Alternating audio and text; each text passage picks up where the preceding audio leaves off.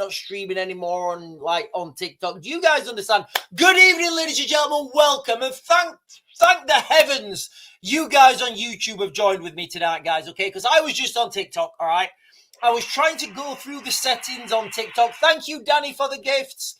I was on YouTube. I was on TikTok just then. I'm trying to get it so everybody can comment on TikTok. And the live stream just absolutely restricted. I don't even know what I said. I think I know what I said. But it's absolutely a swizzle, guys. So listen, good evening, ladies and gentlemen. Good evening, everyone. Welcome to the live stream. We are talking about a 20 years of conflict that we have ahead of us. Now, this video is for, while you guys are listening, this video is for entertainment purposes only. Do your own fact checking, do your own research, and this is like, just take this as a little bit of entertainment. And for you guys, when we start getting the real speech later on, when I've turned you guys off, because you guys keep getting me restricted, you get me restricted all the time. I'm absolutely furious. In fact, let me turn the chat on. Yeah, somebody who said that. Yeah, guys, we are not talking about drones at all today, guys. Hi all, let's not drone on about drones. A guy shot. Yeah, the chat's on, ladies and gentlemen. I've just flicked the chat on. We are all on. Okay, so where am I going? What are we talking about? We are talking about a 20 years of conflict that we are looking towards right now in the United Kingdom and in the world in general. As normal, ladies and gentlemen, we are triple streaming. Un, deux, trois, Odin, dva, tri. Wahed Thnien Clafe, Eins, zwei, drei. We are triple streaming, ladies and gentlemen. Yes, we are. We're on TikTok and we are on YouTube and X. And look, ladies and gentlemen, you guys who are watching on TikTok, I make no apologies. I'm going to be closing you guys down at about the 15-minute mark. You guys have seen what just happened, right? You guys on TikTok have literally just seen what happens. I'm trying to help you guys out, and I get restricted. I get a violation. So, I will definitely get this thing violated. So today, ladies and gentlemen, we are going to be focusing on a video this is kind of, oh, God, my tinnitus is real bad today. Oh, God. If anybody has tinnitus or gunshot deafness, it's absolutely horrific, and you just have to live with it. So, look, guys, I'm just going to go on a little side quest. So, gunshot deafness is when you fire heavy machine guns, laughing like this,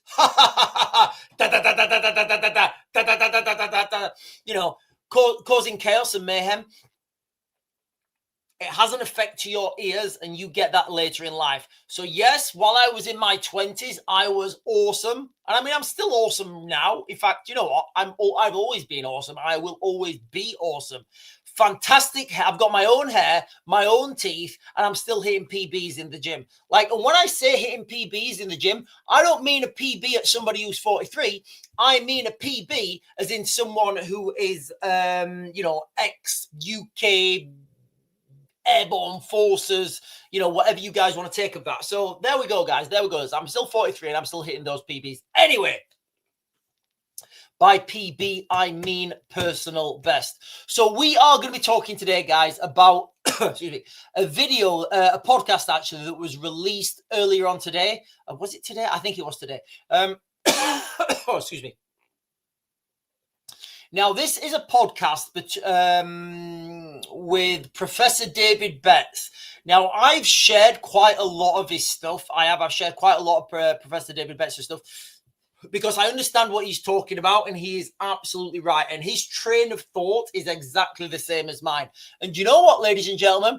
When I share this video with you guys, he does it. He does Raven maths. And you guys love Raven maths, don't you? I know Raven maths is what everybody loves, Raven maths isn't always right, but it always works. So I'm going to be sharing with you guys this video very shortly. The whole video is 1 hour 13.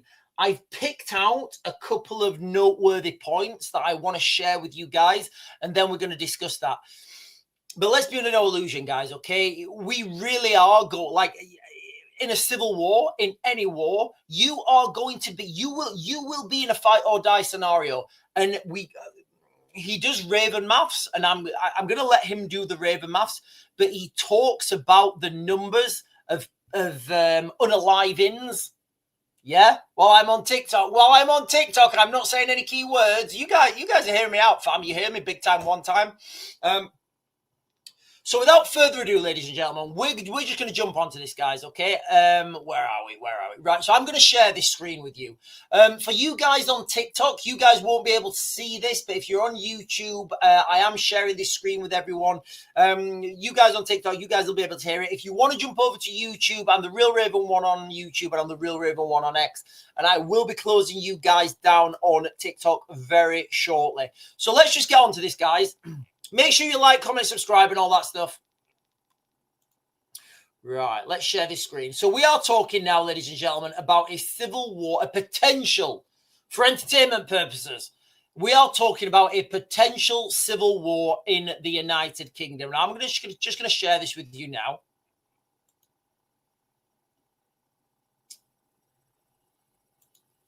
Are we headed for civil war?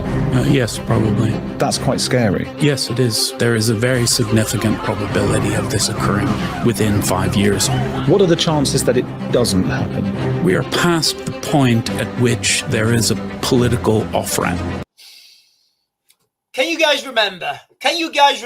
Like, I've said this so many times, we're past that saturation point. We are past the point where we can go back. We are past the point where we can vote our way out of this. We are past the point where, and this is what, like, you guys need to understand. I know you guys have been following me for a while, but I know some people may be watching for the first time. So maybe you guys, people need to understand now. We have initiated a sequence of events that cannot be undone. We cannot vote our way out of this.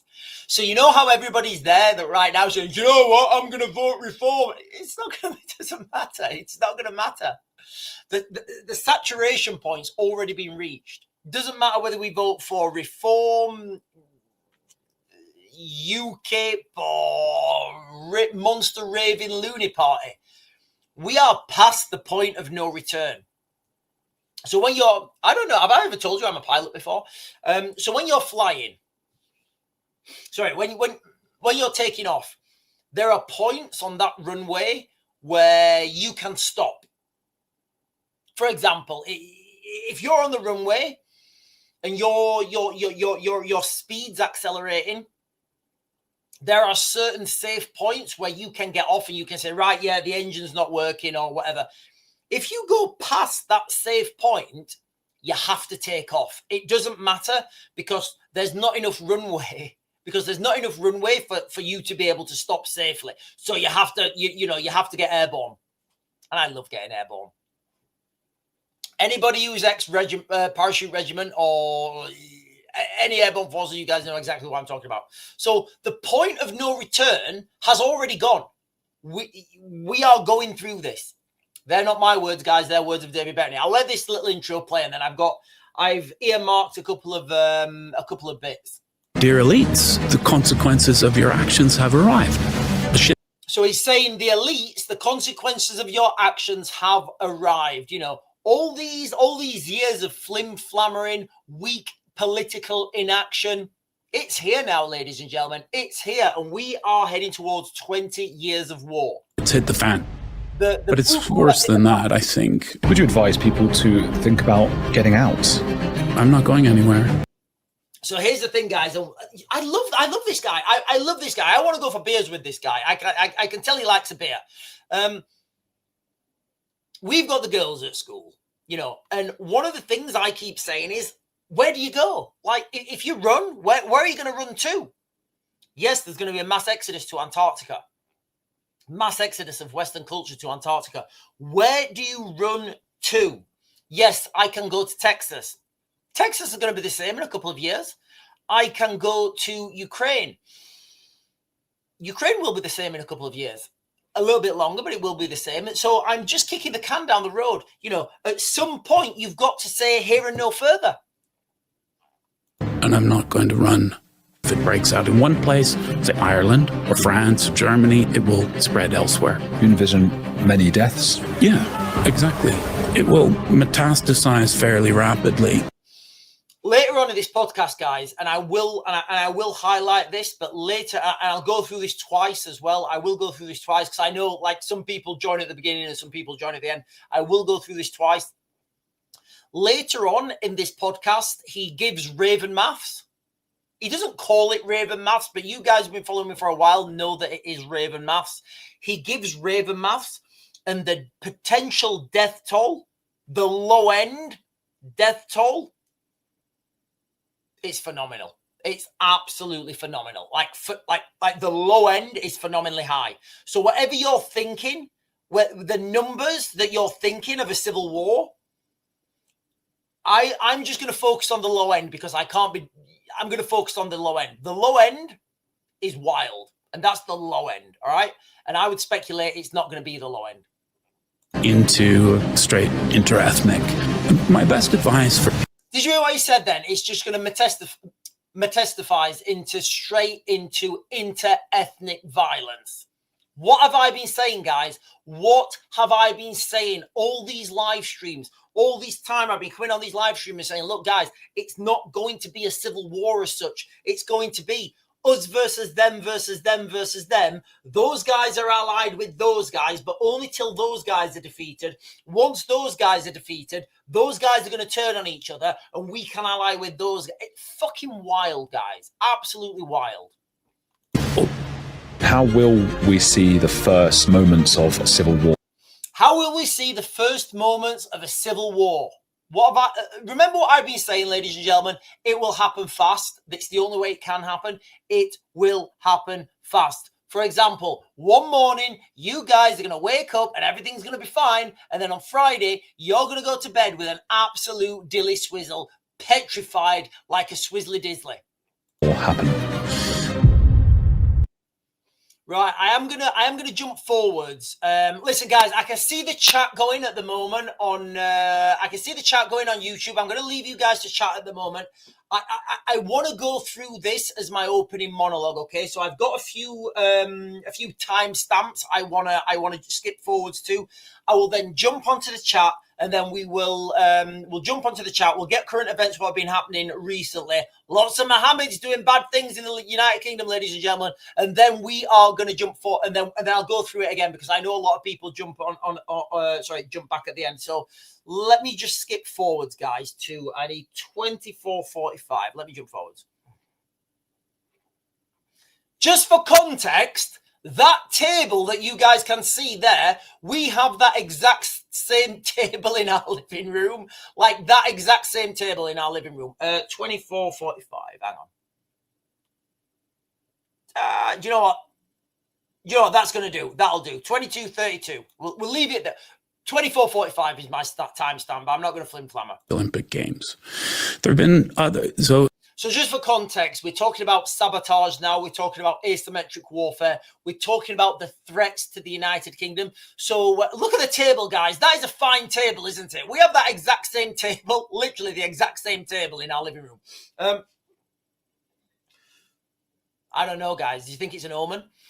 So, and a very similar rug, actually. And a very similar rug. Anyway, right. So, when I've spoken previously about asymmetric warfare, non-conventional warfare, the potential of setting things on fire, smashing things up, putting drills into stuff, that's what they're talking about now. And that's what they're talking about, the future of warfare. And he's going to articulate this very well.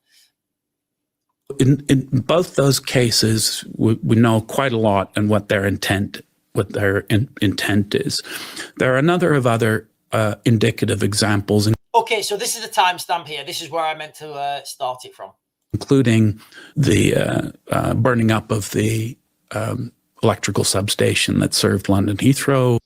So when we talk about the burning up of the electrical substation that served Heathrow Airport, there was also, what he's missing here is there was also an incident at Manchester Airport where a piece of cable was cut out of the... There was a piece of cable basically cut out of the cable. I don't even know, guys. There was a piece of cable basically that served Manchester Airport, and there was a piece of cable cut, and as I understand it, there was like a meter cut out of that cable. Now, that was just outside Manchester Airport perimeter wire. So where Manchester Airport has very high security, you know, they've got all the ticks in the boxes. Just outside that, there's no security. And this is what we're talking about now, guys. The implementation of asymmetric warfare in the United Kingdom.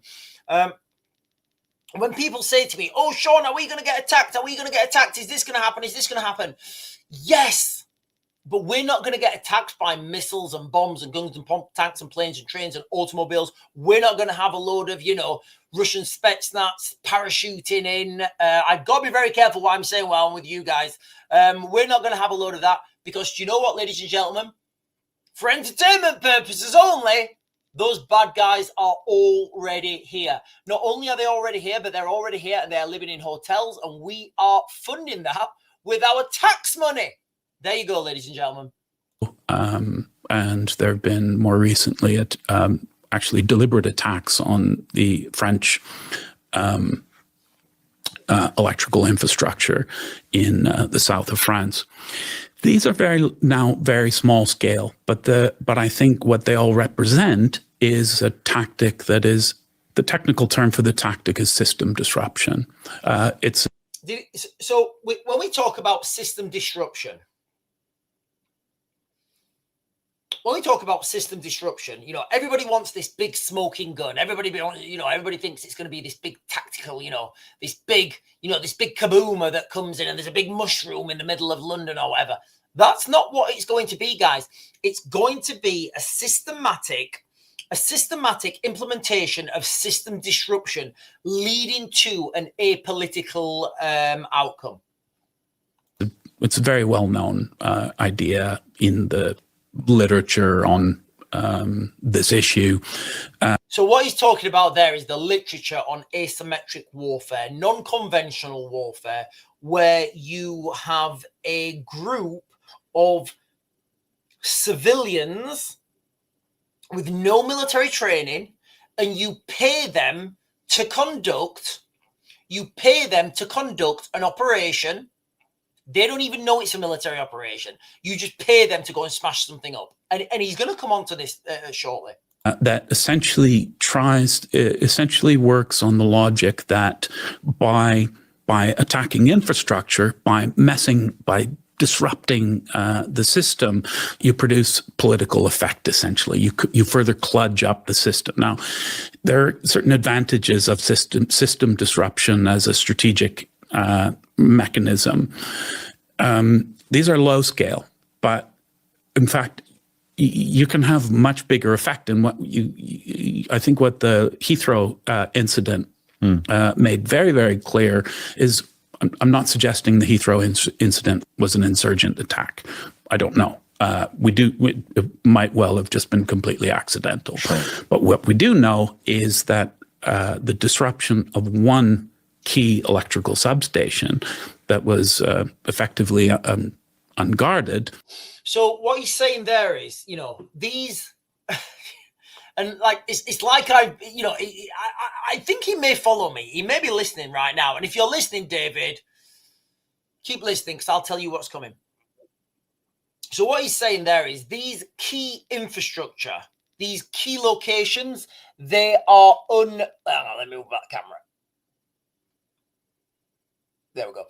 These key locations, they're unguarded. Like where do you live right now? Let me know where, don't let me know where you live. I'm not that interested. But wherever you live, where Africa Twin on TikTok is saying our infrastructure is extremely vulnerable. It is, guys, like where you live right now, I bet you drive past a substation, you drive past a water pumping house, you drive by gas pipes, you drive by electricity cables, and they're all unguarded.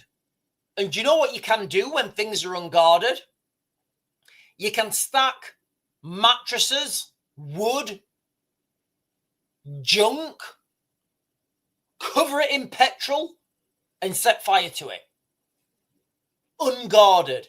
All our infrastructure is unguarded, and it's never going to be guarded, guys. The financial cost to guard it it's just impossible. It's virtually impossible to guard all of our infrastructure if you live in the United Kingdom. It is, guys. Like, don't pretend that our military of what is it? What's the military? 74,000 or whatever it is. I don't know. Let's not pretend for 1 second that our military, that our police, let's not pretend that they have the capacity to guard all our infrastructure, because they don't. That's the reality. They don't. We don't have the manpower to do that. It's not even on the cards. The scope and scale is so big, ladies and gentlemen. It's almost unfathomable. Caused a gigantic amount of economic damage to the country.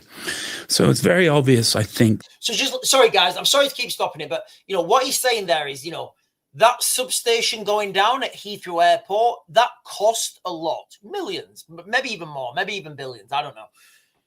How much do you think it costs for an old mattress, a couple of old dry pallets, and 20 litres of petrol? What, 100 quid? 100 quid maybe? I don't know, 200 quid, 1,000 quid?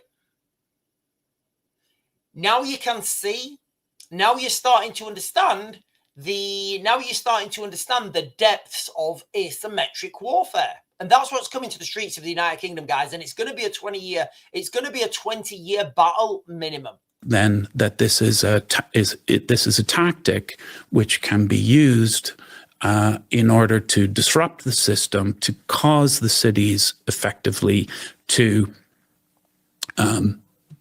ultimately to implode. Another advantage of system disruption as a strategy in the initial stages of civil conflict is that it's much easier to get people to break things than it is to get them to break people, right? Just listen to this, guys, okay? So what he's talking about now is the paying criminal gangs. What he just said there is much easier to get people to break things than to break people. If you live in the United Kingdom, you guys know how terrifying these words are, because for you guys, this is for entertainment purposes only, and I'm going to be turning you off very shortly. In fact, you guys on TikTok, I'll be closing you guys down in just 2 minutes or something. So I need to be very clear while I'm on TikTok. This is for entertainment purposes only, and it's just like a little bit of entertainment. And for you guys, I'm going to ask you guys a question. When I do this later on, when I go through this video again, I'm going to be opening up a little bit more. That for you guys that are on YouTube, do you think that we have a percentage of people in the United Kingdom who are willing to commit to do harm? It's a question. I'm not speculating. I'm asking you guys a question. Do you think we have in the United Kingdom an amount of people who are willing to do harm to other people? I don't know the answer, guys. I don't know the answer. It's just, I might do a poll. It's a serious question. Let me know what you think in the comments. So what he's also saying there is it's a lot easier to get people to break stuff than people, which is absolutely right. So it's a lot easier to go to a criminal gang and say, hey, mate, do you want to set fire to this substation? Very easy. Very easy. I would speculate, where we're moving to right now in the United Kingdom, more people searching for less jobs, money in short supply. It's going to be very easy for near peer adversaries to Africa Twin on TikTok is saying absolutely the basis to harm us is already around us. So now we're looking at this situation in the United Kingdom where we have got the potential. Let me know what you think in the chat. When I jump over to you guys later, we will be opening this up a little bit more. Do we have masses of, for example, I don't know the answer to this, guys. While I'm streaming on TikTok, I don't know the answer to this. Do we have in the United Kingdom masses of people who have come to this country who don't really share our culture or don't really share our don't really respect our legal system? Do you think that? I don't know. Maybe we do, maybe we don't. And if you think they are, do you think those people, along with people who are disenchanted in the United Kingdom already, do you think they could be used as criminal gangs? What he's talking about here. It's easier to get people to break stuff than people. Sorry, guys, I'll let him continue. Many people, sure you would say it's quite hard to get someone to kill someone else. I mean, for the most part, this is our society is not full of psychopaths, and the point of an insurgency is that you need to get normal people to do abnormal things. Getting people to break something, to break a camera, to burn up a substation, to cause a break in a logistical chain, to mess with transport infrastructure. These can have serious strategic effect, but the psychological barrier to entry to those sorts of operations is considerably lower. So what he's talking there about is that psychological barrier to entry. And this is how you subvert people. Look, guys, I've talked about subversion lots of times. But to start with subversion, you start small. You subvert a politician. You say, hey, mate, Keir, not even Keir, whoever. You start with a councillor, whatever. Councillor Jones. Councillor Jones, can you help me out? I'll give you 10 grand. It's just something very small. It's just something very small. Just something very small. Once they do that little small thing, psychological barrier to entry, you see where I'm going? That psychological barrier to entry, then that starts to escalate. Once you do that, they've got you then. They've literally got you. Once you do that little thing for money, they've got you then, because then they start to blackmail you. So, right, ladies and gentlemen, the next thing we're going on to is the potential death toll of a civil war in the United Kingdom. Now, guys, I am going to close you guys down on TikTok now because this is going to get a little bit, it's going to get a little bit spicy. I'm not going to lie. It's going to get a little bit spicy. We're going to be talking next about the potential death toll in the United Kingdom in the event of a civil war. So if you're going to jump over to YouTube, guys, I'm the Real Raven 1 on YouTube. I'm the Real Raven 1 on X. I'm streaming on TikTok, YouTube, and X. So what I'm going to do is I'm going to close you guys down now on TikTok, because I've already got a restriction. I've got 2 restrictions. How did I get 2 restrictions? Hang on. Let me just have a look how I've got 2 restrictions. Okay. Live restricted. Your live contains themes that some may find uncomfortable. Reason, hateful speech. Right, I'm just going to appeal that. Right, I'm going to appeal that, and it's right, whatever. Okay, listen, guys, I am going to jump over now. Because I just get swizzled all the time. So I'm going to close you guys down on. I'm going to close you guys. You fantastic, beautiful lot on TikTok. I'm sorry, I am going to close you guys down because I do want to talk about the potential death toll in a civil war. And these are not my numbers, guys. This is David Bettner, and David Betts, and he does Raven maths, and I love Raven maths. It's the only maths you can have. So I do apologize, guys. I am going to close you guys down now on TikTok, and then I will be just streaming on YouTube. God, that is light, dear. Honestly, I've got 2 restrictions. Let me just look at these. I can't even be bothered. I'm just going to close it down. Right, ladies and gentlemen, we are going to go on to the potential death tolls now of a civil war in the United Kingdom. You guys are going to see this guy's methods, and they're exactly the same as mine. So let me just skip forwards now. I need 50 minutes and 5 seconds. Listen, I recommend anybody goes and watches this. 50 minutes and 5 seconds. Right. Do you know what? There will do. That'll do. After some period of difficulty. With Swizzling. We're buffering. We're buffering. This is what happens when you go live, guys. Right, tell you what I'll do. I will we'll stop sharing that for a second and I'll come on to the chat. But and even if it doesn't work, guys, I've got the numbers written down and the numbers are absolutely phenomenal. The numbers, what he is giving as a potential the numbers for a potential civil war in the United Kingdom, guys, are absolutely phenomenal. Like they really are phenomenal. Right, let me jump up and get some comments. Guys, I do apologize. I don't think I'm going to be able to get everybody's comments in the chat. There's quite a lot of, there's lots of people. James Bucky just saying China. Because it came from China. Donna Hook is saying he always looks at the chat. He's like, right, is Claire upset about something?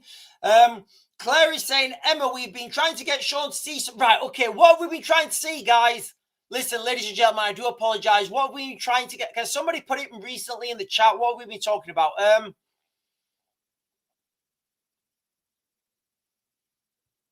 hang on. Where are we going? Is that what we're talking about, guys? Explosions in Venezuela, false flag. Watch this interview, Sean. Betts touches on the fifth color. Yeah, guys, I've watched all this interview. I'm just going over some points that are, that I want to bring to everybody's attention. Oh, here is this it. Right,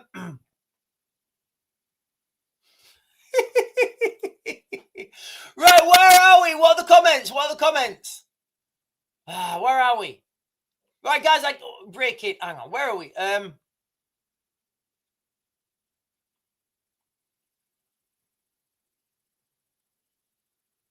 Right, I've just realized I've just been monologuing for like 20 minutes, 30 minutes, actually, 31 minutes. Right, right, let me jump down. Guys, I don't know what, right, listen, guys, I'm looking at the comments now. I can't, guys, I'm looking at the comments now. What are we trying to, Carol Brown, texture like son, is saying, no way this chat tonight. She's probably is Sean. I don't. Right, guys, where are we going with this? Right, what is the chat? Last aircraft carrier arrives in the Caribbean. Polish railway incident may be sabotage. Prime Minister says, right, okay, so this is okay. So the rail system in Poland massively supports Ukraine. We already know that there are Tatushkas operating in So a Tatushka in Russian, a Tatushka is it's like a paid thug in civilian clothes that just does the bidding of the government. They're kind of like agent provocateurs if you're French, but anything that affects the railway in Poland leading into Ukraine, because it is a very critical system, because I think there are two places. I think there's two places. One in Warsaw, and that goes straight through to Kiev, and one in Przemyśl, which goes straight through to Kiev as well. The one in Przemyśl, I think is bigger. But basically, what we're talking about here, guys, when we talk about the Polish railway system, the Polish railway system is on the European track size, which is like this big. And the Ukrainian track size is on the Russian track size, which is this big. So you can understand the problems with logistics. Now, let me come on to that later, guys, because I've still got quite a bit to get through.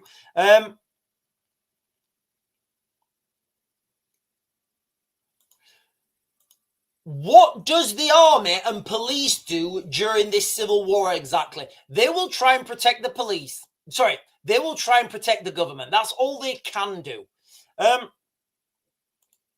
Russia said they are going to nuke us yet again. I made the 772. They said, yeah, guys, I don't look, when we're talking about nuclear weapons, realistically, nobody's going to be nuking anyone until two sides start to do nuclear testing. It's just not going to happen, guys. It's not in the cards. Right, listen, ladies and gentlemen, let me jump back onto this. Let me see if we've stopped buffering. Yeah, right. Guys, let me go back. I don't think I'm going to get a chance to go through this twice. I don't think I'm going to get a chance to go through this twice. I would recommend everybody watch this podcast, guys. I really would.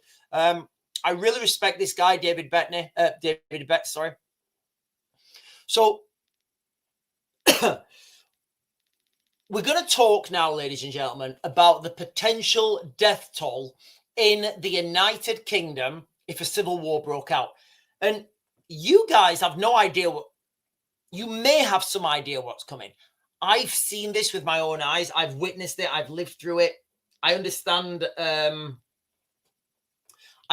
subversion. I understand insurgency. I understand asymmetric warfare pretty much more than a lot of people. I would say I understand it differently than David Betts, where this guy, David Betts, he's an academic. He's done all the research. I've actually lived it. I've actually lived through these places. I know what's coming. I know what people do. I know the evil that men can do. I do. I know the evil that men can do to other men. So let's just get on to this, guys, because I'm just conscious about the time. So I'm not going to get a chance to run through this twice. I'm definitely not. So I may let's just run through this, guys, without me yapping. Fucking buffering again. Right, what's going on here? Right, why is this buffering? Let me try and move this a little bit. It is going to get, things are bad now, but they are going to get very much worse. That's kind of not the stuff you want to hear, is it? You know, when a subject matter expert's talking to you and they're saying, what's it going to be like? And they're saying, things are bad now.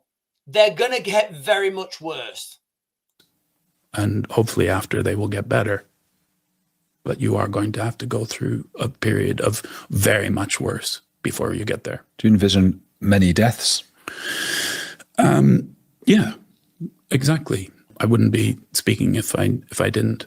Hundreds of thousands? I don't want to be drawn. I'd rather present a range. If it is the case of, let's say things are only. Before he gets into this, guys, when people ask me for numbers, it's fucking almost impossible. You know when you're like the other day, I was doing some consultancy work, and they're asking for numbers. They all want numbers. Sean, how much is going to happen? It's almost impossible to give those numbers. So, like, people say to you, like, "Oh, Sean, when's this going to happen? When do you think it's going to happen?" And to predict those dates, it's virtually impossible because there's so many unknowns and there's so many unknown unknowns. But what you can say with certainty is, here in the United Kingdom, we are at saturation point. This is now an inevitability. Whether it happens this year, next year, doesn't really matter. And one of the things I keep saying on this channel is, why would you start that civil war with 1 million soldiers in that country when you can wait 6 months, 12 months, and you've got 2 million soldiers in that country? So every day we get more migration into this country. Every day we get illegal migration, boat migrants into this country. You guys have seen the videos, right? You know what I'm talking about. Every day that this happens, we are the consequences of the civil conflict, because it's not going to be a civil war. A civil war would normally be the definition of a civil war is two violent clashes between two organized groups. What we're getting towards, guys, what we're getting towards is the likes we've never seen before. It's not going to be us versus them. Like I always say, it's going to be us versus them, allied with them until it's going to be carnage. It's going to be chaos. All right. But it's very difficult to predict those numbers, to give a number. You kind of don't want to do it. But when people are paying you, they expect you to give numbers, and it's very difficult. So you give a range. As bad as the worst. You fuck! Year of Northern Ireland, right? Which, if I recall correctly, is 1971, and about 500 deaths in a population of the Northern Ireland size. If you scale that up to the whole of the UK, you come to about 23,000. Did you hear that? So he did Raven maths there. He did Raven maths. What he did is he used the only data we have for a civil war around this area in the United Kingdom in Northern Ireland, 500 deaths in Northern Ireland. Now, what he's saying is when you scale this up to a population of the United Kingdom, you're looking at 23,000 deaths per year. I didn't make that up. That's what he said. I'm sloping my shoulders, guys. I'm sloping my shoulders. All right. So he's saying 23,000 deaths per year.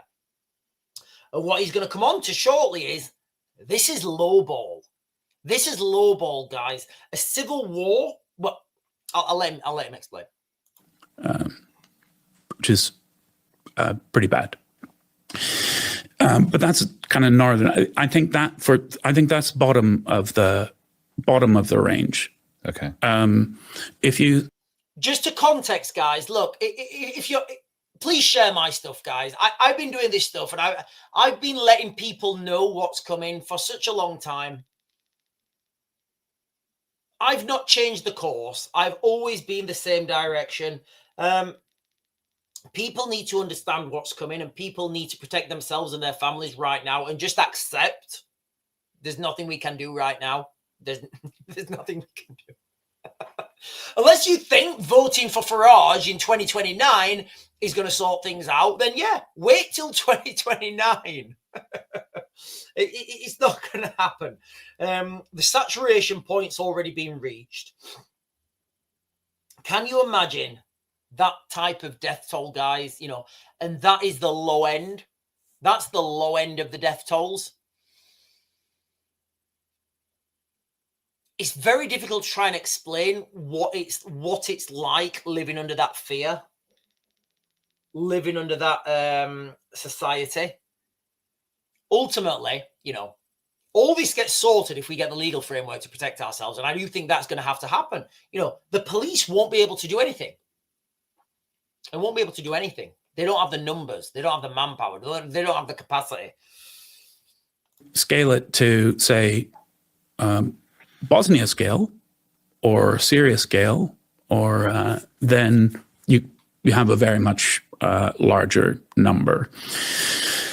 It's quite tricky, and I said I'm sure many people are already thinking I'm being alarmist, so I don't want to just throw out just a bunch of scary numbers. But if people were to look at the average number of deaths in civil conflicts, you're looking at 1 to 4% of the population. That's in the millions, guys. That's in the millions. You know, 4% of the population is in the millions. 4% of the population is in the millions. So if we're thinking, and it's up to you guys, you guys can take this guy with a pinch of salt. You guys can think he's a bluffer. He's actually a really credible guy. And what he's saying is 1 to 4% of the population. That's in the millions, guys. That is in the millions.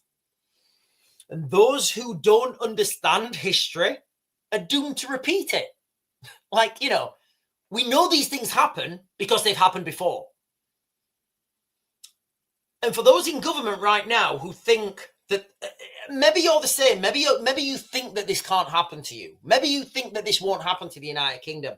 Guys, I promise you, everything's okay until it's not. And I've lived through these situations. I've lived through the, I've been in Baghdad when the Iraqi armies tried to come and close us down, and we've had to, shoot our way out, potentially shoot our way out.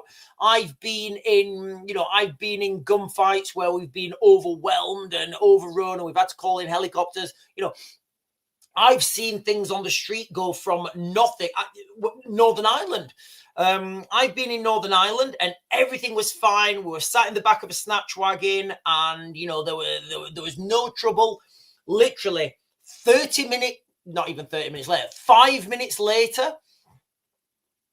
I'm stood on the front line of a baseline with a 4-foot shield, and you're supposed to have a 6-foot shield. I only had a 4-foot shield.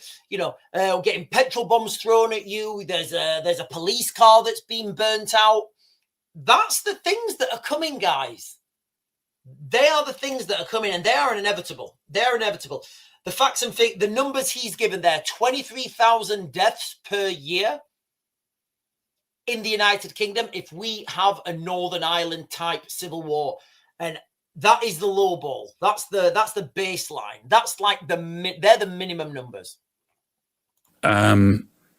Is entirely within the realm of possibility if you're on a Syria level scale. No, I don't think it's likely to get quite that to quite that scale. But that's the range, somewhere between 23K and 500K. So what he's talking about there is 23K a year or 500K a year. Yeah, well, it's a big range, but I think a number in between. I'm sorry to be vague, but a number in between those is plausible. One is absolutely horrendous, and another is merely horrendous. So I'm just going to leave that there, guys. I don't think I'm going to have time to go back through this again. I don't, but I would recommend everybody watch this. Everybody watch that podcast. I've shared it on my X. So when we're talking about this, so now for future reference, when we talk about civil war, we've got those numbers to work with, right? We've got those numbers to work with. Low end numbers of a civil war in the United Kingdom, we're talking about 23,000 people per year. Deaths of 23,000 people per year in a civil war in the United Kingdom. They're the numbers that we're talking about. And of course, you know, like David's saying, it's very difficult to predict these things. So I'm just going to go with those numbers. I think from now on, I'm just going to go with those numbers. And look, guys, if you guys think I'm wrong, let me know in the comments why. And the reasons I believe I'm right is because we've reached saturation point now in the United Kingdom. We have got more people. We have got more migrants in hotels than we have soldiers in barracks. We have a decaying police force who are more worried about people pointing at the problem than the actual problem. Look at that guy over there. He's raping that girl. Come here. So I heard you put a Facebook post on and said, what? Yeah, because that's racist. What? Hey?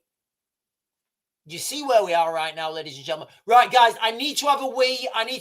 Guys. I need to have a wee. I'm going to go and have a wee. I'll be back in a minute. I'll be straight on the chat, guys. I'll be straight on the chat. That's where we are, ladies and gentlemen. 23,000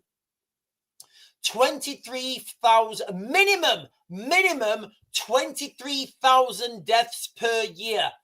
I'm not saying that. That is David Betts predicting that, guys. Listen, ladies and gentlemen, if you are on and you've not done so already, please like, comment, subscribe, all those things that help this channel grow, ladies and gentlemen, because it's only your fine fingers that help me do this.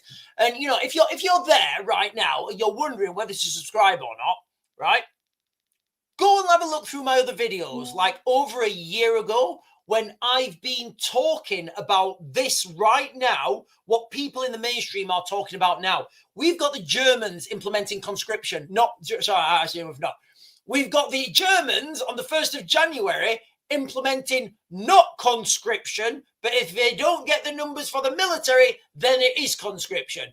We have got pundits in the United Kingdom now saying prepare for a conflict inland and overseas. It's crazy, guys, right? And people keep saying to me, Sean, nothing's happening. I'm like, dude, are you aware of like, have you got eyes and ears? Anyway, ladies and gentlemen, give me a second. I'm going to go for the toilet and I'll be straight back, potentially with a carbonated drink.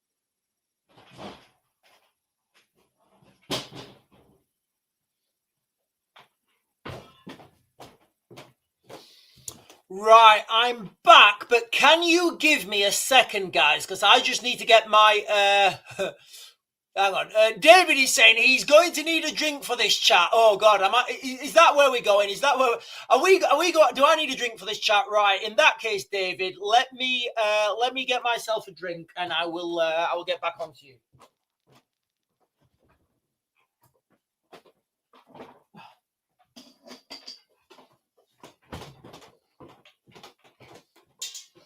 So listen, guys, I don't know if anybody makes their own beer, but this is a corny keg, and it will take 19 litres of beer.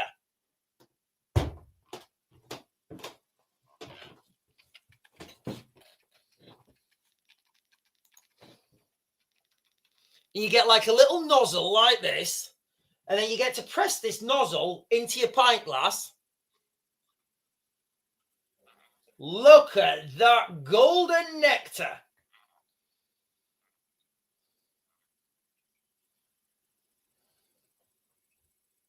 Oh, if you drink one of these, a day, you're less likely to marry your 9-year-old cousin. I'm just saying, guys. I'm just saying.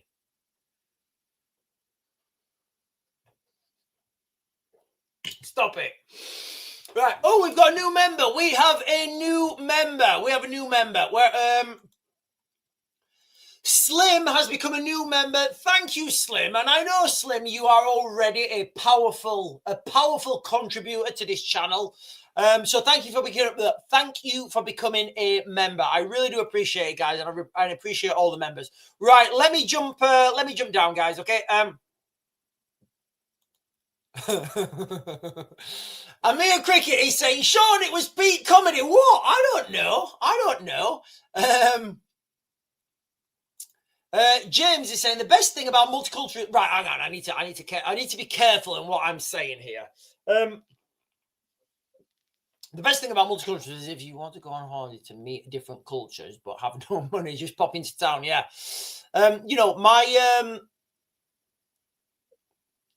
There was like normally you'd have to go to like some places in Africa to see machete fights. You would normally, like if you want to see a machete fight, you'd have to go to places in Africa. Now you can see them in most high streets. Right, let me jump up, guys, and get some comments in chat. Look, guys, ladies and gentlemen, right before. Oh, hang on. So Belfast and Beyond, that is the what is it actually? It's the Heretic podcast. So that is the Heretic podcast with David Betts. I've posted that on my X. It's like the third or it's the second post I did on it's the second post I did on my X. So if you guys want to go and check out that podcast, like the whole podcast it's well worth a listen, guys. It really is. It's just worth a listen. It's absolutely fantastic. The whole podcast, and Belfast and Beyond. If you've been watching, and I know you have, if you've been watching this channel for a while, like he's talking about things that we've been talking about on this channel, like the inevitable. If imagine you get a bucket of petrol, right? Imagine you get a bucket of petrol, and you put it just behind an angle grinder, and you start cutting into steel. It's not going to set on fire straight away. I agree. Or it might do. I agree that bucket of petrol will not set on fire straight away. But you know what? At some point, that bucket of petrol, it's inevitable. If you keep grinding that steel and those sparks, it's going to go, guys. I promise you it's going to go. That will be perfect for Christmas. I don't know what you mean.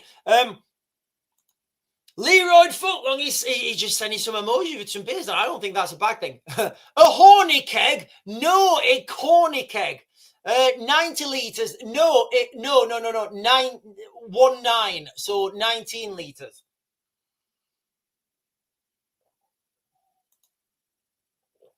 No, Pivo. Right, hang on, guys. Right, let me jump up, guys. Let me jump up. Band again is saying join your local gun club. I look, guys. I've been a tactical firearms instructor since I was like close to 20 years now. There's not much I don't know about, and I'm not trying to be a dick here, saying, "Oh, I know all this," you know, like. Okay, so you get firearms instructors who will tell you about the weapon.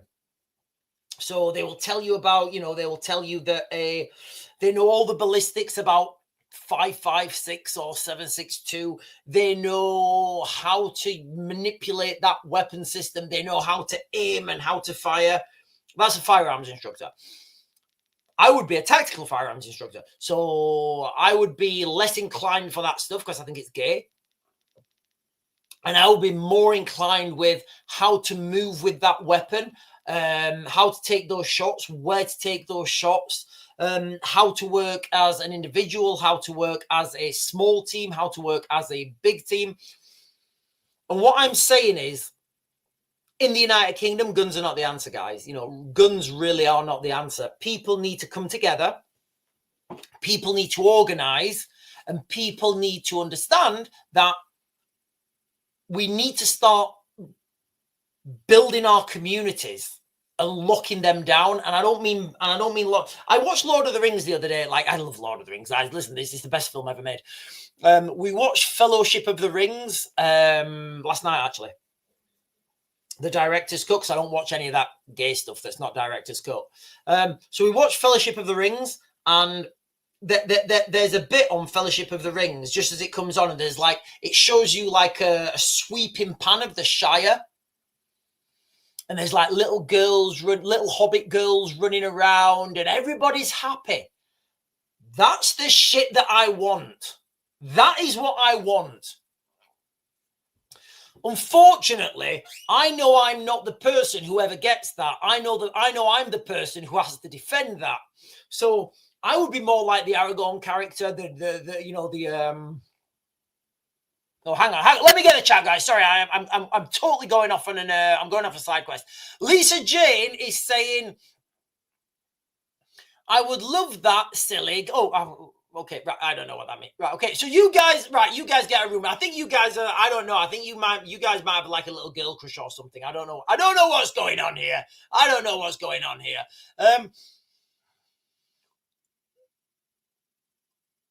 Why would Russia be adding another 200,000 soldiers to already 200,000 reservists doing nothing, and Germany are basically starting conscription? They are both clearly gearing up to a fight. Look, guys, yesterday we spoke about, yesterday we were talking about international. Look, guys, I'll be quite clear as well. My area of expertise is international stuff. I do international stuff. I go to other countries. I go to countries that are struggling. I help their military. I help their government develop their military. I put in place training and mentoring schemes, and then their military has that strength to move forwards and do whatever they're paying me to do.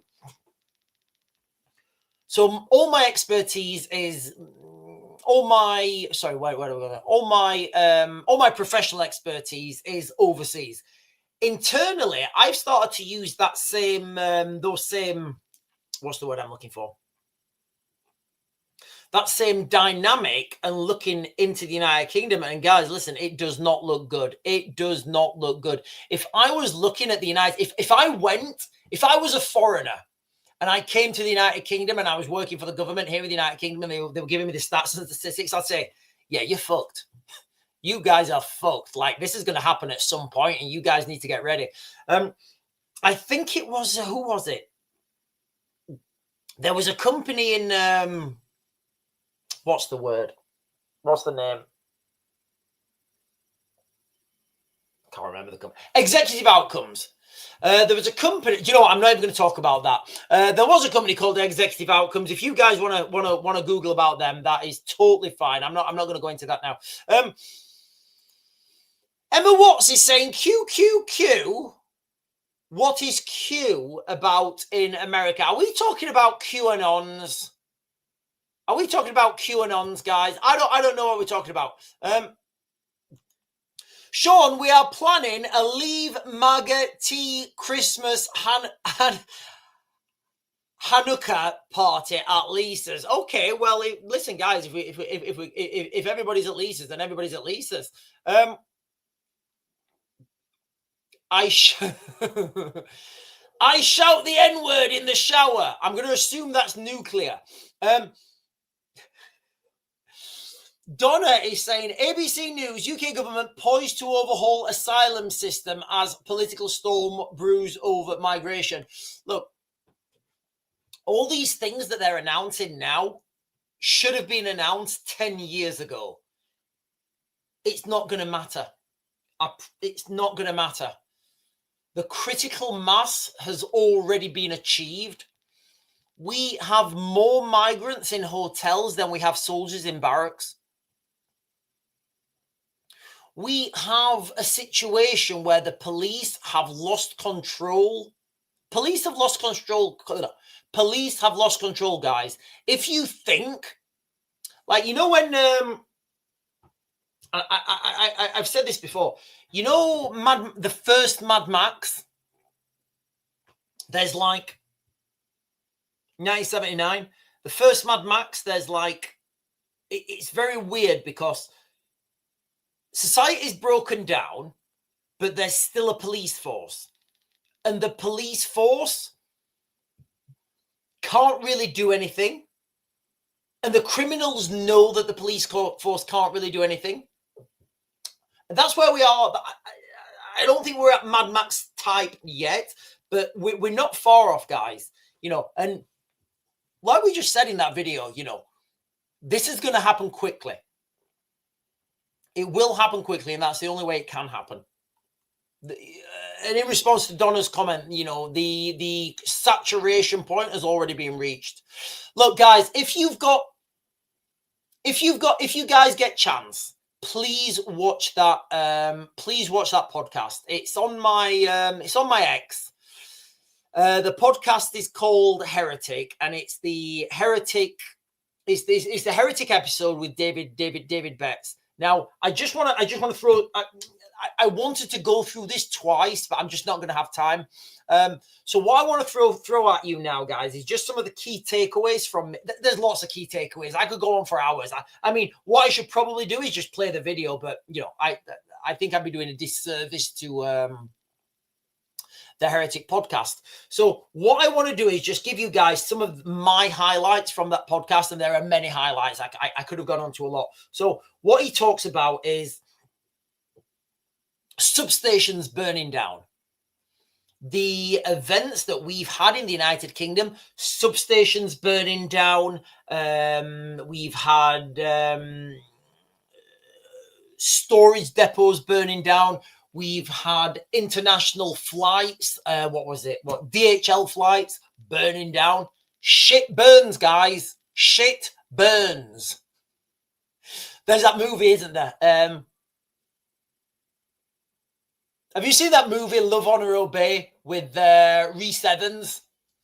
And he's like this gangster, and somebody grabs him and he says, "What do you fucking mean? You burnt his fucking ass down." "I burnt his fucking house down, didn't I?" And he's fucking grabbing and he's saying, "You fucking idiot. I've got kids. Kids burn." Everything burns. Given enough heat, everything burns, guys, you know. So what he was talking about in that podcast is the substation that serves Heathrow Airport. How much do you guys think? I don't know. I would say it costs less than £1,000 in materials. Obviously, then you're gonna have to pay somebody. But I would say in materials, it costs less than £1,000 to burn that substation down. So when we move into a real phase of civil war, imagine this now, right? Imagine we move into a real phase of civil war. Shit's gone down everywhere. We're getting 23,000 deaths a year. Do you think the police can do that? Do you think the police can investigate 23,000 deaths a year? Not a fucking chance. Not a fucking chance in a million years. You are going to be left on your own. Guys, trust me, I've served in Northern Ireland, which is the framework of this 23,000 deaths per year, and I know those deaths aren't going to get. Okay, so what is it? Oh, it's a death. How did it happen? Oh, I don't know. Somebody got me and shot him in the kneecaps and they shot him in the head. Okay, where's that? You got any firearms? No. You got any CCTV? No. We're okay. We can't even investigate it. We don't even have the resources to investigate that. We got to go and investigate the resources that we do have resources, the ones with the CCTV. That's what happens. Literally, that's what happens. And let's not pretend that our police forces and our police services are not infiltrated. Let's not pretend our police force isn't already infiltrated. Let's not pretend that also, do you know what? Nobody even talks about this. We always talk about the infiltration of, our police force is infiltrated. They're this, they're that, they're this, they're that. Okay, fair enough. Fine, I get that. What about this angle? Do you think your local police officer is going to come out to you and leave his family vulnerable? What do you think, guys? You know when you do 999? Officer, there's somebody at my gate. What if there's somebody at his gate? What if he lives on the same street? What if he's scared? What if he's worried about his own family, his kids? Do you think the police officers are going to be round? Do you think they're going to come out quickly? Oh, Mandy, Sue, Jane, Karen, whatever her name is. Watch the kids. Karen at number 42, she's worried. Oh, but what about us? We're worried, we're scared. We need you here to protect our family. No. I'm a police officer. Not a fucking chance. Those police officers, and I 100% support them in this because that's what they should do. They should look after their families. Those police officers ain't gonna come, ladies and gentlemen. Tell me I'm wrong. In the chat, guys, tell me I'm wrong.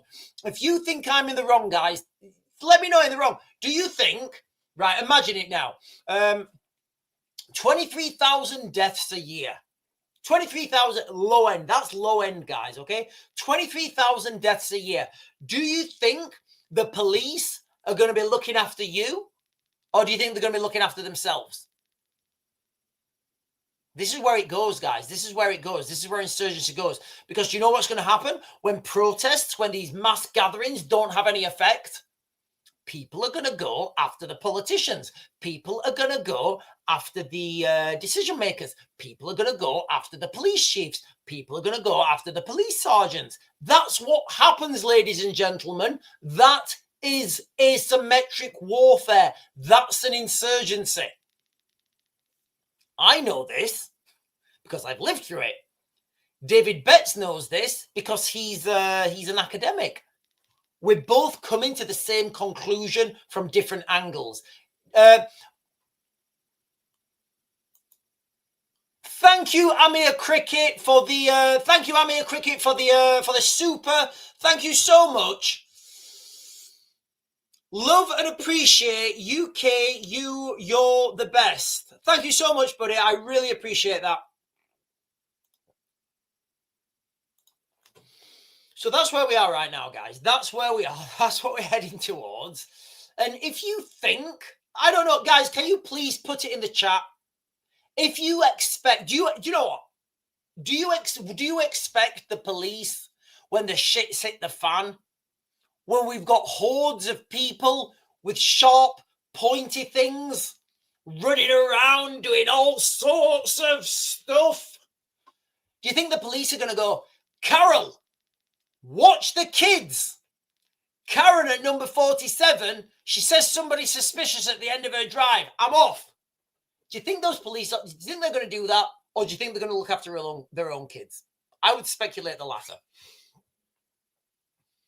So we've got the infrastructure, masses of infrastructure, unprotected in the United Kingdom, unguarded. We don't have the numbers to guard our infrastructure, all right? we're already infiltrated. We're already subverted. It's already happened. I would argue it happened. It started in 1962. I want to jump onto the death toll range. I do. I want to jump onto the death toll range because very difficult to predict these numbers. So, what do you think, guys? 23,000 people dead a year for as long as this conflict goes on, for 20 years? I'm saying this is going to go on for 20 years. Now, the reason I'm just looking at the time, guys. The reason I'm saying this is going to go on for 20 years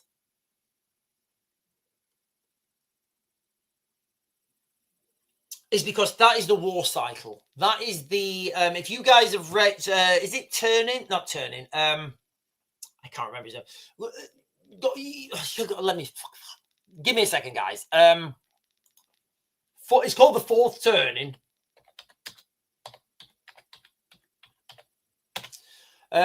Strauss and Howe. So if you guys want to, guys, go and read this book. Strauss and Howe, Fourth Turning. Now, in that book, The Fourth Turning, in fact, there's a good graph here, actually. Let me, hang on, give me a second. Oh, I think this is fantastic. Hang on. Where's this graph? Hang on. Close. Oh, I've got fucking paywall. No, I'm not doing that. Right. So basically what they're saying is, these authors, Strauss and Howe, they wrote a book in, I think it was like 96. I think it was 96. I don't know, 96, 90, call it 95, 96, 97, one of those. It doesn't really matter when they wrote it. And what they're saying is there's a 20-25 year cycle. And they go back through history and they're right. Through history, there is this cycle. Now, if we want to be arrogant enough and think that the cycle, that history doesn't apply to us, that's absolutely fine. But they go through the turnings as this. The first turning is a high. The high, everybody's happy, post-crisis era of strong institutions, social conformity, and optimism. This would be the boomers, after the Second World War. They're the boomers. So, they're the people and the new boomers are going to be the new boomers are going to be Gen Z's kids. Guys, I may lose people right now, but if you don't understand history, you're doomed to repeat it. If you understand what I'm saying, you understand what's fucking coming, right? So you get this high, post-crisis era of strong institutions, strong conformity, optimism, Then you get the awakening, which is a time of individuals become to challenge social norms and institutions, leading to a cultural and spiritual upheaval. People go into spirituality, you get the hippies, and you get, like the 60s and 70s when everybody was dosing out on LSD. Then you get the unraveling. I would say the unraveling started here in the United Kingdom in like the 90s. No. Yeah, like the 90s. The 90s, yeah. So the unraveling is where the society becomes fragmented, cynical. They start to think about themselves that, maybe we're not so good. And then you get the crisis. I don't know if we're in the crisis yet, but if we're not in the crisis, we're going to be in it next year. And if we're not in it next year, we're definitely going to be in it the year after. And the crisis,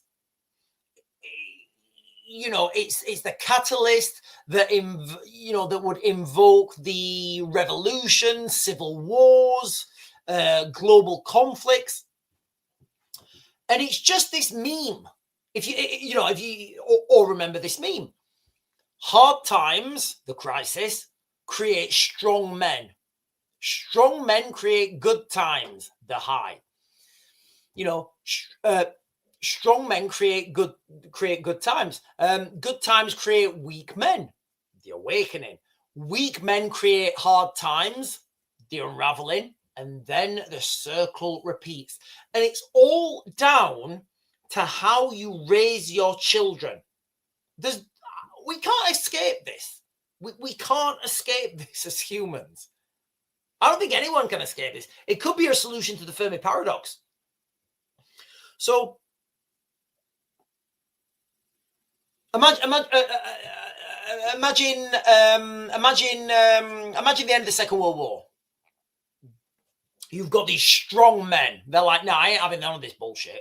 We're strong. We fought for this. This is ours, and we're going to keep it. Yeah? We're going to keep this. We're going to keep this shit. We ain't letting anybody have it. Their children grow up. Not knowing this. Not knowing the fear. Not knowing the terror. Not knowing the sacrifice that their parents have given. Because as parents, you protect your children. Sometimes to the detriment. So the children grow up and they're like, well, hang on a minute. Everybody's equal. Everybody's equal. No.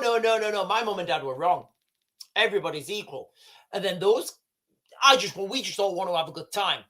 Then you start with your wokeism. And then wokeism fails. Everybody realizes it's a scam. And then you hit the crisis.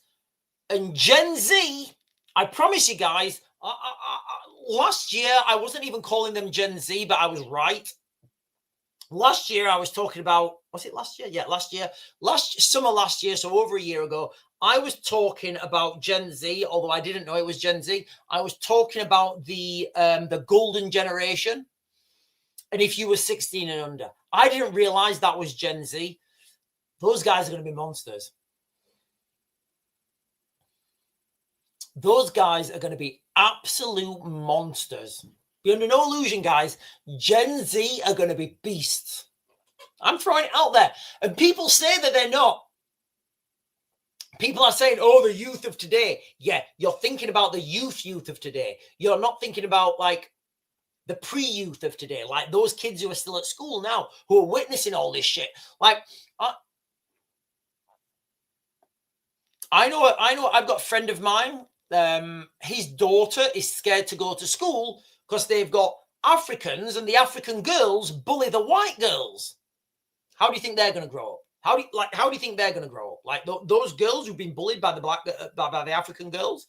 How do you think they're going to grow up? What do you think their life lessons in the world are going to be? Maybe that's an isolated incident, but they're going to grow up and they are going to become monsters. Excuse me.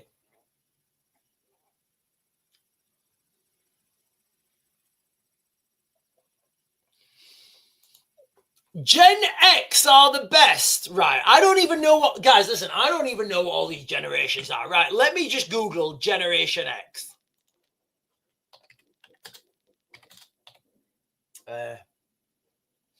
Gen X time frame.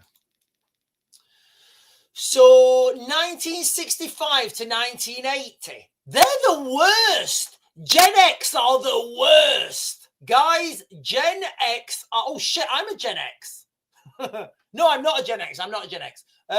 Gen X are the absolute worst. No, Gen X are the worst, guys. Gen X, statistically, Gen X are the ones who grew up and they had it the easiest. Now, these are before, these are the boomers' kids. So if you think the boomers are the ones after the war, so the war generation, I don't even know what you guys will call them. So the war generation gave birth to the baby boomers, and the baby boomers, they had it the strongest. So just for context, the kids who are Gen Z right now, their children will be the new baby boomers. Just so you guys understand history. I know I understand history, but I know a lot of people don't. And a lot of people are like, oh, what's happening? What's happening? Look back through history, guys. It shows you. Like, it's not hard. Gen X, born between 65 and 80. That's quite, that time frame doesn't make sense. It should be like a 25-year gap, but whatever. So Gen X, they're the ones who let the migrants in. Honestly, guys, Gen X are the ones who let the migrants in. You can argue with that, Paul Victor Charles. You can argue as much as you want, but if you were born in those years, you were in charge of the country when all the migrants came. So it's your generation that let the migrants in. That's the reality, guys. That is the reality. That is the reality. History doesn't care about your feelings, guys. History doesn't care about your feelings. Oh, we've got controversy. We've got controversy. We've got controversy in the chat. We've got bollocks. We've got no. Look, guys, you may not have let the migrants in. You may not have been guilty of this. But the reality is that generation were the generation in charge. Look at everybody arguing. Oh, no, an Islamic Lord of the Rings. When we're doing an Islamic Lord of the Rings. Can you imagine an Islamic Lord of the Rings where, like, you know, can you imagine? Look, guys, I'm going to give you guys a little rundown of how an Islamic Lord of the Rings would go. It started with the rings of power.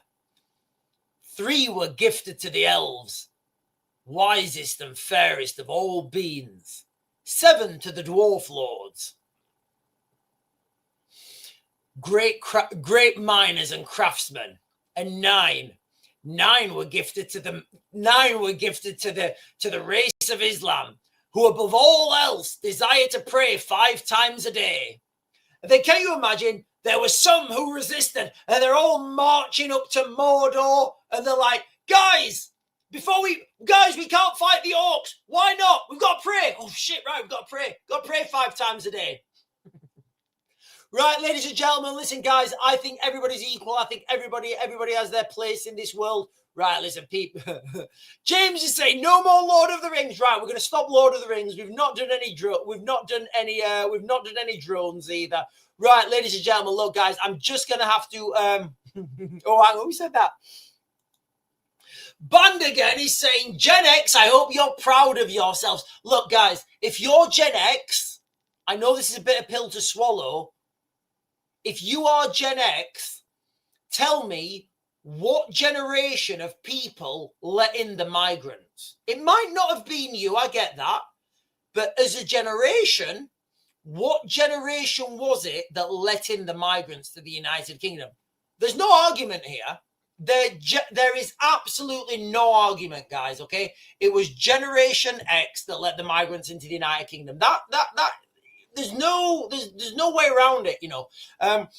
If you want to talk about I'm not even going to argue, guys, okay? The numbers don't lie. The numbers don't lie.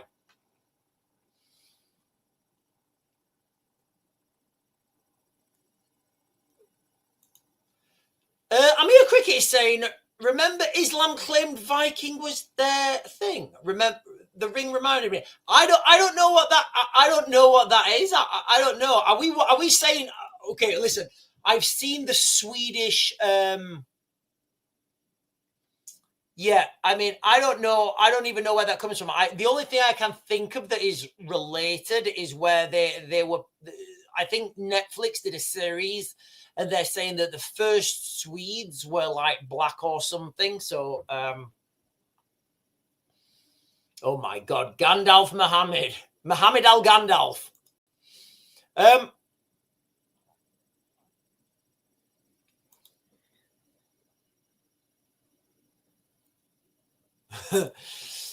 James Brook is saying we can do Star Wars. Listen, you got me on Star Wars.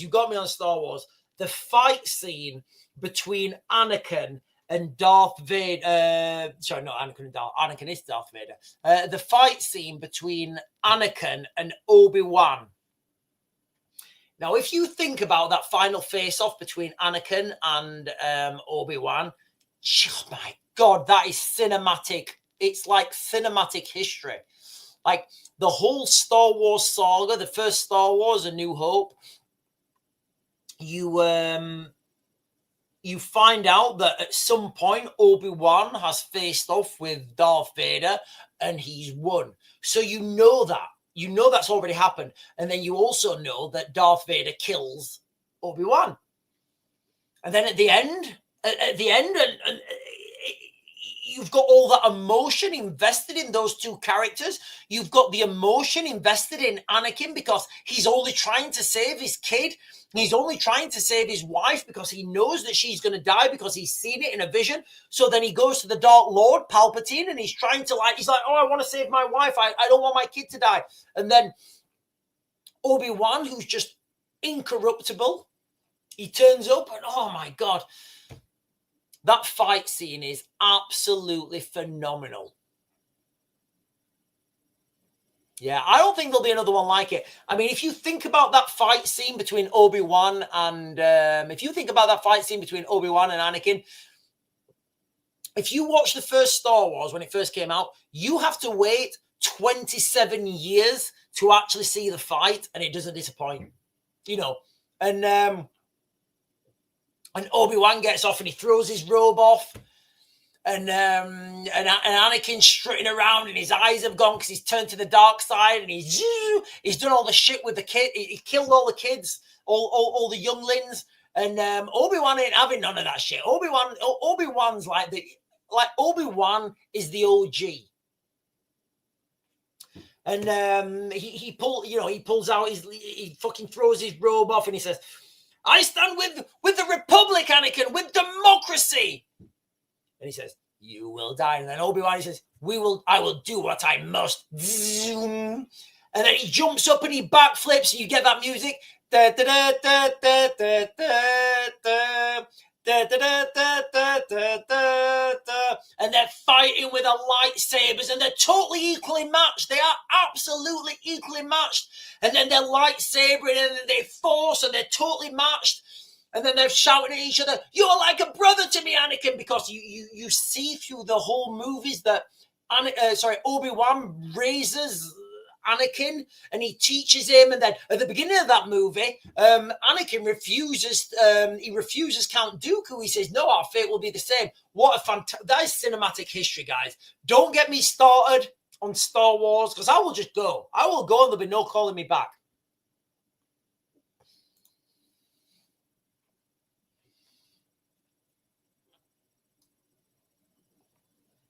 Right, listen, guys. Oh no, Obi-Wan, Darth Muhammad. You can actually have a Darth Muhammad because Darth is a rank. Darth is a rank, not a name title. Right, listen, guys. I'm conscious of the time. I am conscious of the time. I am going to close this down now.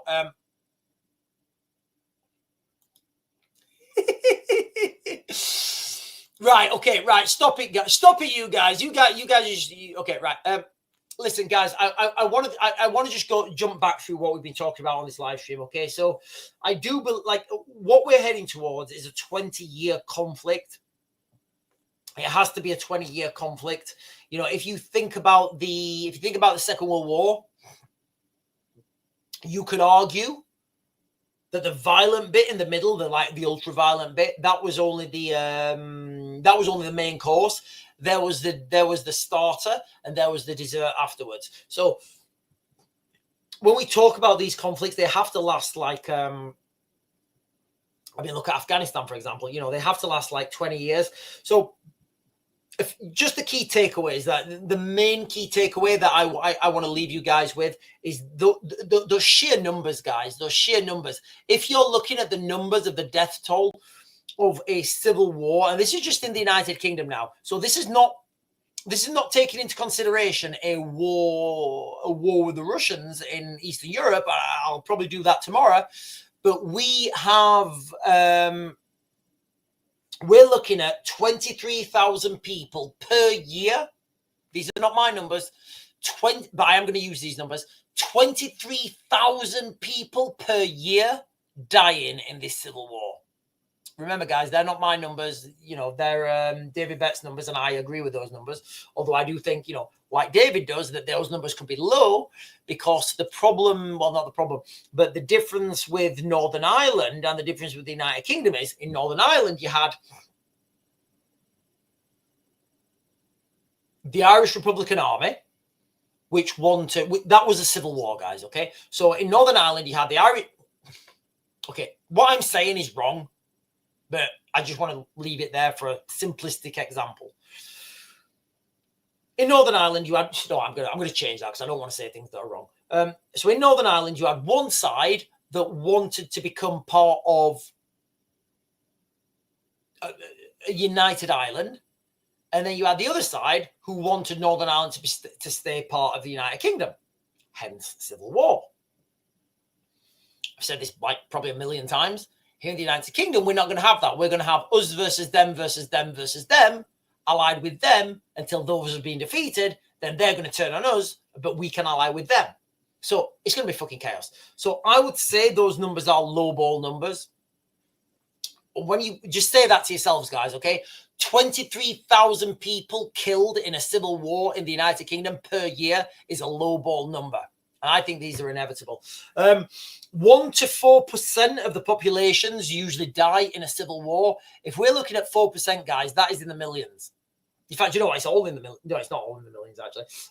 But 4% is definitely in the millions. Over 1%, it's in the millions. So they're the numbers we're looking at, guys, okay? And I just wanted to bring this out there because other people are starting to talk about the stuff that we've been talking about over a year ago. Anyway, ladies and gentlemen, I am going to close this down now. You guys have been fantastic. Thank you for the comments. Thank you for the chat. Thank you for the supers. Thank you for the members. I really do appreciate everyone. I will be closing this down now, guys, and I will be. And the Mayo Cricket is saying over 100 people in the room. Remember to like the stream. Yeah, guys, please like, comment, subscribe, share, hit that bell notification. Literally, like, it's all those little fingers of you guys that help this channel out, guys. I am going to close this down now. Thank you, Amir Cricket, for your final words. I'm going to close this down now. I'll be back on tomorrow morning. I will, good sirs. I'll be back on tomorrow morning after I've drank my beer, and we will be discussing the latest what's been happening around the world. So, ladies and gentlemen, I bid you good evening. I'll see you later.